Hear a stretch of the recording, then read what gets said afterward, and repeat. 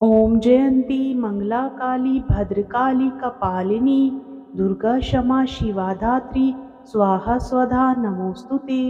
जय माता दी मित्रों, स्वागत है आप सभी का अमृत गगन चैनल पर। आज हम श्रवण करेंगे इंद्रादि देवताओं द्वारा देवी की स्तुति। महर्षि मेधा बोले, देवी ने जब पराक्रमी दुरात्मा महिषासुर को मार गिराया और असुरों की सेना को मार दिया, तब इंद्रादि समस्त देवता अपने सिर तथा शरीर को झुकाकर भगवती की स्तुति करने लगे। जिस देवी ने अपनी शक्ति से यह जगत व्याप्त किया है और जो संपूर्ण देवताओं तथा महर्षियों की पूजनीय है, उस अंबिका को हम भक्ति पूर्वक नमस्कार करते हैं। वह हम सबका कल्याण करे।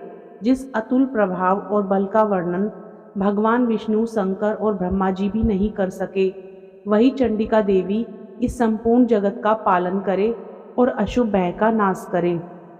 पुण्यात्माओं के घरों में तुम स्वयं लक्ष्मी रूप हो और पापियों के घर में तुम अलक्ष्मी रूप हो, और सतकुल में उत्पन्न होने वालों के लिए तुम लज्जा रूप होकर उनके घरों में निवास करती हो।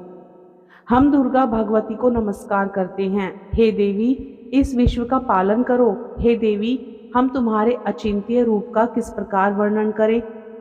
असुरों का नाश करने वाले, भारी पराक्रमी तथा समस्त देवताओं और दैत्यों के विषय में जो तुम्हारे पवित्र चरित्र हैं, उनका हम किस प्रकार वर्णन करें। हे देवी, त्रिगुणात्मिका होने पर भी तुम संपूर्ण जगत की उत्पत्ति का कारण हो।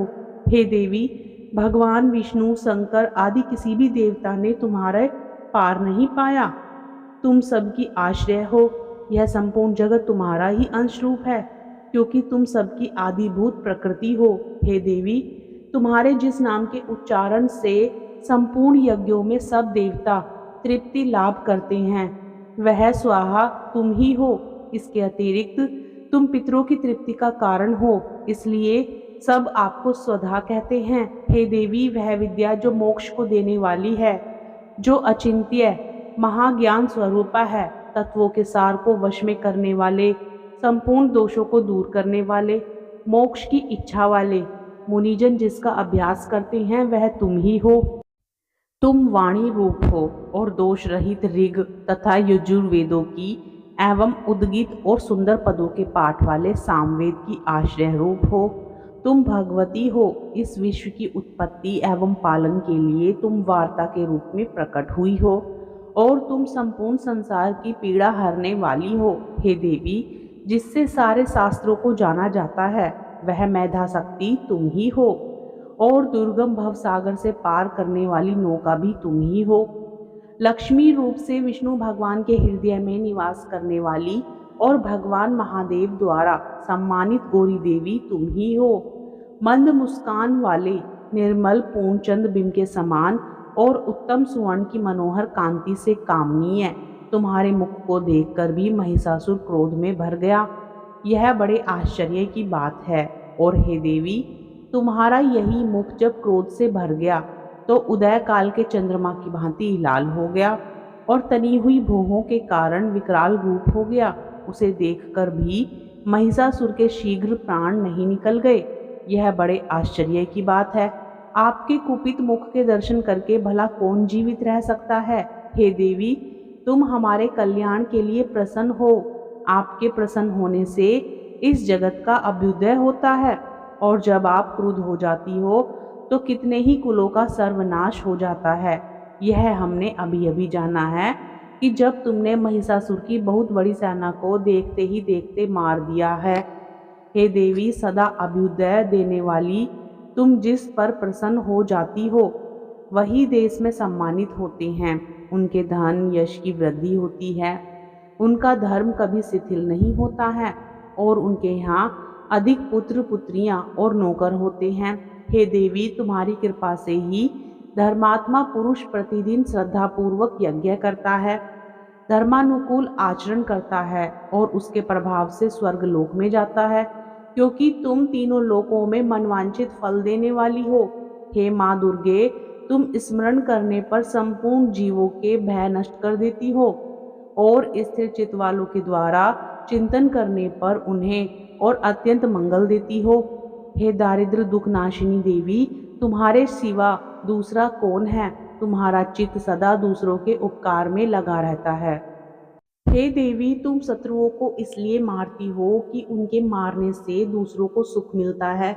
वह चाहे नरक में जाने के लिए चिरकाल तक पाप करते रहे हों, किंतु तुम्हारे साथ युद्ध करके सीधे स्वर्ग को जाएं, इसलिए तुम उनका वध करती हो। हे देवी, क्या तुम दृष्टिपात मात्र से समस्त असुरों को भस्म नहीं कर सकती? अवश्य ही कर सकती हो, किंतु तुम्हारा शत्रुओं को शस्त्रों के द्वारा मारना इसलिए है कि शस्त्रों के द्वारा मरकर वे स्वर्ग को जाएं।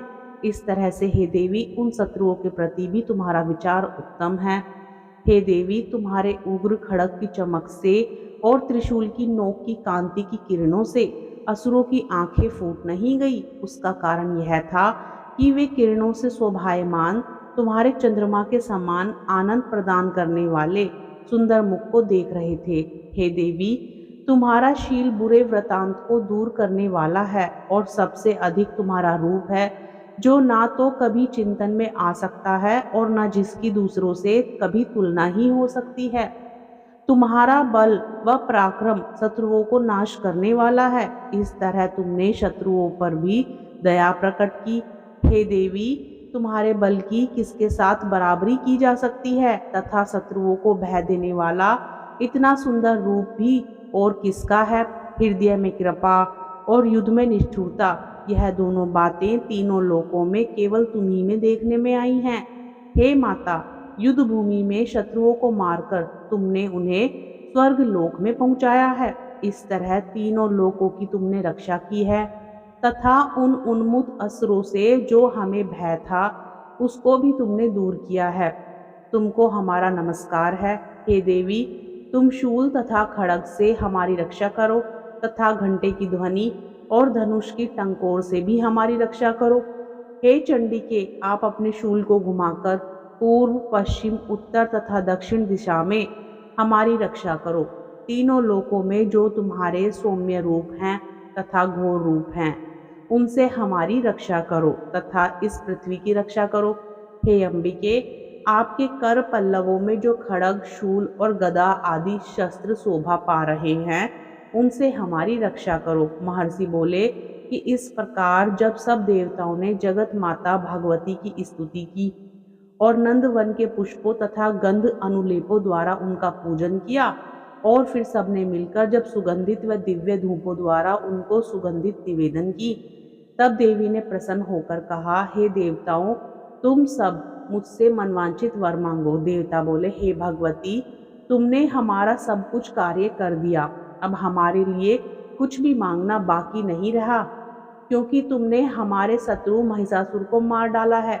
हे महेश्वरी, तुम इस पर भी यदि हमें कोई वर देना चाहती हो तो बस इतना ही वर दो कि जब जब हम आपका स्मरण करें तब तब आप हमारी विपत्तियों को हरण करने के लिए हमें दर्शन दिया करो। हे अंबिके, जो कोई भी तुम्हारी स्तुति करे, तुम उनको वित्त, समृद्धि और वैभव देने के साथ ही उनके धन और स्त्री आदि संपत्ति बढ़ावें, और सदा हम पर प्रसन्न रहो माता। महर्षि बोले, हे राजन, देवताओं ने जब जगत के लिए तथा अपने लिए इस प्रकार प्रश्न किया तो बस तथास्तु कहकर देवी अंतर ध्यान हो गई।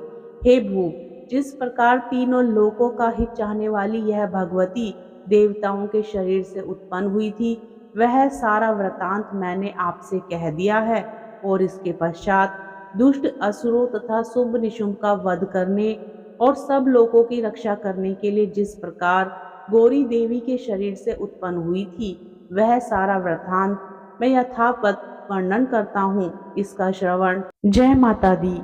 आगे की कथा का श्रवण हम अगले अध्याय में करेंगे। कथा पसंद आए तो वीडियो को लाइक जरूर करें, चैनल को सब्सक्राइब करें, वीडियो को शेयर करने के साथ ही कमेंट बॉक्स में जय माता दी लिखना ना भूलें। जय माता दी।